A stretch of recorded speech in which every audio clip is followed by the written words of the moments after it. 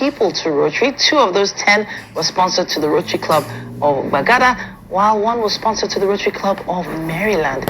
Today he's here on the club to talk about their golden humanitarian projects on health, education, youth, and empowerment. It's great to have you here, Jide. Thank you for having me today. All right, so to the best of my knowledge, you joined Rotary in what, 2018? Yeah, 2018, yes. 2018, so it's been quite a journey for you, about 6 years now. And it feels like there's a lot has happened since then. Now, you need to let us know, because your extensive IT background probably wouldn't have been the most likely candidate to join a club like Rotary. Or am I wrong? No, you're not actually.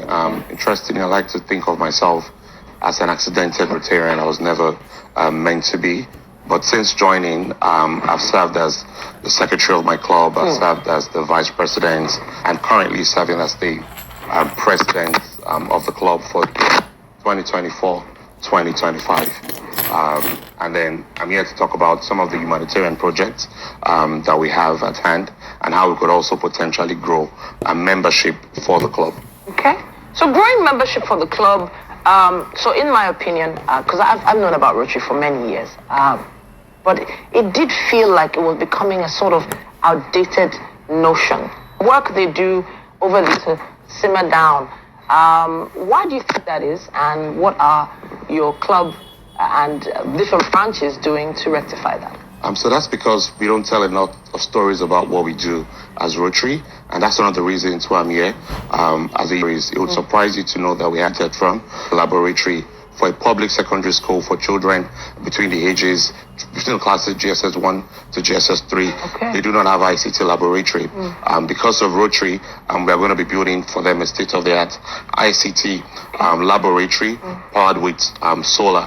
About 5 years ago, my club had also delivered an ICT laboratory for that same school, but what was interesting was that the ICT laboratory was for senior secondary school and not for junior secondary school. So it's a lot of impact. So the reason why people seem not to be joining us, seem not to be growing as an organization, is because people do not know about the amazing work that we do and the lives that we touch as Rotary.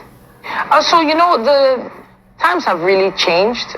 Between 2018 and now, for instance, COVID happened, right? And that changed the mindset of a lot of people about a lot of things. And especially in the IT space, being a bit more tech-driven. What is Rotary doing in that particular space to sort of connect with this generation, the Gen Zs, the Gen Alphas? What's happening? COVID was a major shift for us as an organization, Rotary, and that has also helped us to grow membership a lot more. You have different clubs that meet at different times, joining meetings online and things like that. So today, when we have our meeting, we have members that join us from Denmark, from Canada, making membership easier for people to be a part of the things that we do. We are leveraging the power of social media as well. If you go online today and you put a hashtag Rotary or People of Action on TikTok, on Instagram, you see a lot of Rotary projects. Because of the time, there's a lot of awareness about this interview that I'm having here with you as well. So technology as possible. Every event is live streamed across all platforms, and people join on LinkedIn, people join on Instagram, and people are more interested. Okay, so now I'm thinking like maybe a Rotarian who's probably been with the club for a long time and trying to speak to someone about Rotary. How does that conversation begin? Someone who's never heard of Rotary, doesn't know what they do. How do you start that conversation? I'll start by telling a brief story, very short story.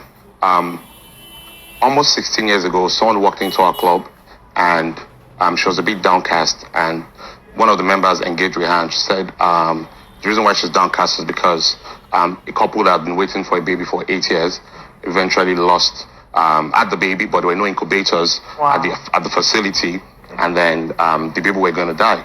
And then my member asked at the time, I had not joined at this time, so what would happen to the other baby? He said, they would die one by one. 2 days, both kids died. That touched members of my club, and ever since then, 16 years down the line, We've been donating incubators. Not only have we donated incubators to that facility, we have now built an edifice, that is a neonatal center that has become a medical tourist attraction across Badagry, Abeokuta for people coming there. So it's an organization that allows you truly make impact, right?